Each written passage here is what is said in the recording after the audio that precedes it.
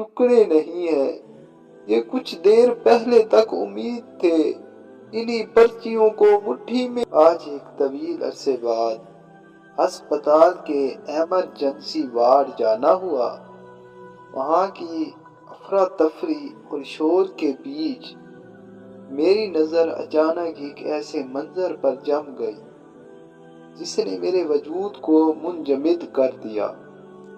تصویر میں دکھ رہی اسٹریچر پر پڑی وہ خاموش لاش اور اس کے قدموں میں سمٹا یہ شخص، یہ محض ایک تصویر نہیں بلکہ زندگی کی بے بسی کا وہ نوحہ ہے جو پتھر دل کو بھی پگھلا دے۔ اس منظر میں پھیلی ویرانی انسان کی روح کو کچل کر رکھ دیتی ہے۔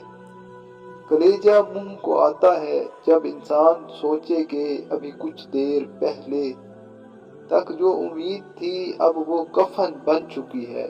اس دردناک خاموشی کو دیکھ کر دل خون کے آنسو رو رہا ہے۔ ہسپتال کے ایمرجنسی وارڈ کا یہ کونا دنیا کا سب سے بھیانک سچ بول رہا ہے۔ یہاں اسٹریچر پر لیٹا وہ وجود جو کچھ لمحے پہلے تک کسی کا سب کچھ تھا، اب صرف ایک باڈی بن چکا ہے۔ مگر میری نظر اس سفید چادر سے زیادہ اس کے سرہانے بیٹھے اس شخص پر جمی ہے۔ غور سے دیکھو اسے، یہ وہاں موجود ضرور ہے مگر اندر سے یہ بھی اسی اسٹریچر پر مر چکا ہے۔ اس کا یہ جان لیوا اکیلا پن میری روح کو نوچ رہا ہے۔ موت کا غم تو وہ پہاڑ ہے جو اپنوں کے کندھوں کے بغیر اٹھایا نہیں جاتا، مگر یہاں اس شخص کے پاس سر رکھنے کے لیے کوئی کندھا تک نہیں۔ اس کی یہ ویرانی دیکھ کر کلیجہ پھٹا جا رہا ہے کہ اس قیامت کی گھڑی میں یہ کس قدر تنہا ہے۔ میں دور کھڑا محسوس کر سکتا ہوں کہ جب انسان اتنے بڑے دکھ میں اکیلا ہو تو وہ اندر سے کیسے کرچی ہوتا ہے۔ اس کا یہ سناٹا مجھے اپنے اندر محسوس ہو رہا ہے، جیسے کوئی میرا دل مٹھی میں بھینچ رہا ہو۔ ذرا اس کے ہاتھوں کو دیکھیں جن میں ہسپتال کی فائل اور دوائیوں کی کچھ پرچیاں سختی سے دبی ہوئی ہیں۔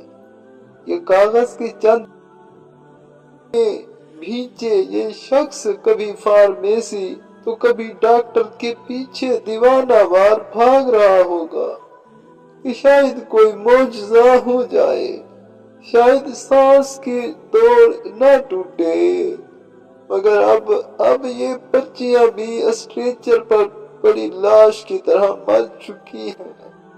وہ بھاگ دوڑ، وہ تڑپ، وہ کوشش سب ان کاغذوں سمیت اب ردی کا ڈھیر بن گئی ہے۔ یہ پرچیاں اب اس کے ہاتھ میں ایک بوجھ ہے، ایک ایسا بوجھ جسے وہ نہ بھیک نہ پھینک رہا ہے اور نہ سنبھال پا رہا ہے۔ اس کی نظریں اب اسٹریچر پر نہیں بلکہ اپنی اجڑی ہوئی دنیا پر جمی ہیں۔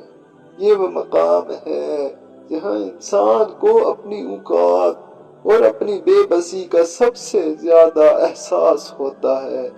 وہ شخص سوچ رہا ہوگا کہ ابھی تو بات ہوئی تھی، ابھی تو سانس چل رہی تھی، اور اب صرف ایک خاموش لاش، ہاتھ میں بے معنی کاغذات اور کبھی نہ ختم ہونے والا سناٹا۔